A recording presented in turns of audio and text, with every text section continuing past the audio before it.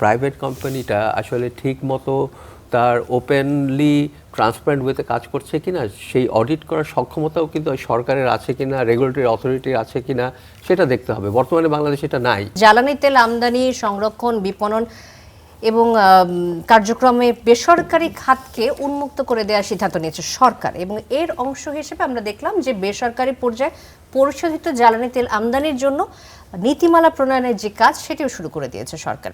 এ সংক্রান্ত গঠিত এক কমিটির সুপারিশের ভিত্তিতে এখন যে খসড়া নীতিমালা সেটি তৈরি করা হচ্ছে। আমি শুরুতেই আলোচনাটা শুরু করতে চাই আপনাকে দিয়ে, ডক্টর রুশাদ ফরিদী, যে বেসরকারি খাত, বেসরকারি প্রতিষ্ঠান, ব্যবসায়ী গ্রুপ সেবার জন্য আসলে এই খাতে বিনিয়োগ করবে, নাকি এটা আসলে অন্য কোনো উদ্দেশ্য রয়েছে, ব্যবসার কোনো উদ্দেশ্যে তারা বিনিয়োগ করবে?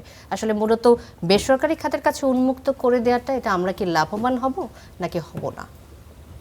ধন্যবাদ আমাকে আমন্ত্রণ জানানোর জন্য। অবশ্যই এটা এই মুহূর্তে বলা যায় অনেকটা টক অফ দ্য টাউন।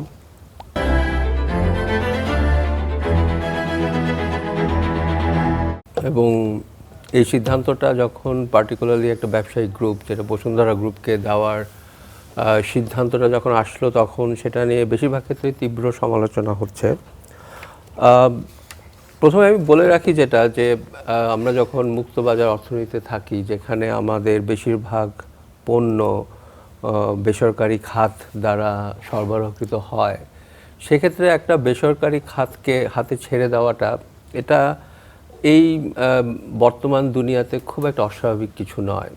বেশিরভাগ মানে আমি ইউরোপ আমেরিকায় যাব না, আমি যদি ইভেন পার্শ্ববর্তী দেশেই যাই, ভারতে যাই, ভারতে জ্বালানিটা সরবরাহ করে 3টা major state own enterprise, Bharat oil, তারপরে হিন্দুস্তান অয়েল, তারপর আরও রিলায়েন্স, প্রাইভেটের মধ্যে আছে রিলায়েন্স এবং অন্যান্যরা। পাকিস্তানের ক্ষেত্রেও তাই, এবং শ্রীলঙ্কাতেও তাই। তো প্রাইভেট সেক্টর সেখানে প্লেয়ার, মেজর প্লেয়ার প্রত্যেকটা ক্ষেত্রে। তো এখন কেউ প্রশ্ন করতে পারে, তাহলে বাংলাদেশের সমস্যাটা কি? বাংলাদেশে যদি বসুন্ধরা গ্রুপকে দেওয়া হয়, বা যমুনা গ্রুপকে দেওয়া হয়, বা হোয়াটএভার গ্রুপকে দেওয়া হয়, তাহলে সমস্যাটা কি?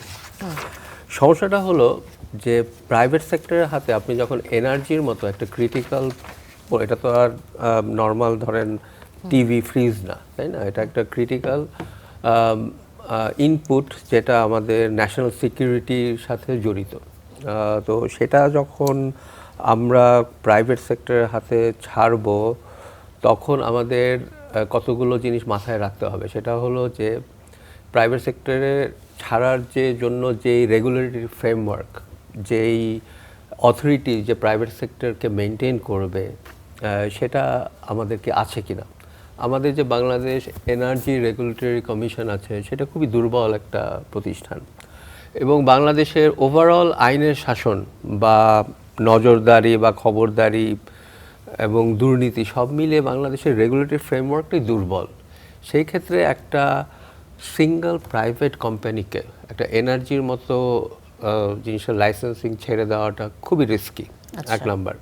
2 নাম্বার হলো, অন্যান্য দেশে, আমি যেসব দেশে প্রাইভেট সেক্টরের কথা বলেছি, সেখানে কিন্তু একটা সিঙ্গেল কোম্পানির হাতে কখনো ছেড়ে দেওয়া হয়নি। সেখানে একটা কম্পিটিটিভ ফ্রেমওয়ার্ক করে মাল্টিপল কোম্পানির কাছে ইন্টারন্যাশনাল ওপেন টেন্ডারিংয়ের মাধ্যমে দেওয়া হয়েছে।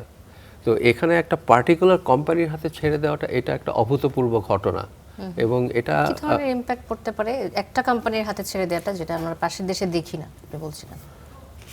এটার অনেক দিক থেকেই খারাপ ইমপ্যাক্ট আছে। সেটা হলো বেসিক্যালি আমরা অর্থনীতি যেটাকে বলি, এটা একটা প্রাইভেট মনোপলি, তাই না? একটা মনোপলি যখন থাকে, যে একটা সিঙ্গেল প্রতিষ্ঠান, তাহলে সে তার ইচ্ছা মতো দাম সেট করতে পারবে, এবং তার যেই এবং সমস্যাটা হলো যে এটার প্রাইসিং বা এটার কস্ট স্ট্রাকচার, এগুলো অডিট করা খুব ডিফিকাল্ট, কারণ এগুলো স্পট প্রাইসিং, ফিউচার প্রাইসিং, অনেক আগে থেকে এগুলো অর্ডার দিতে হয়।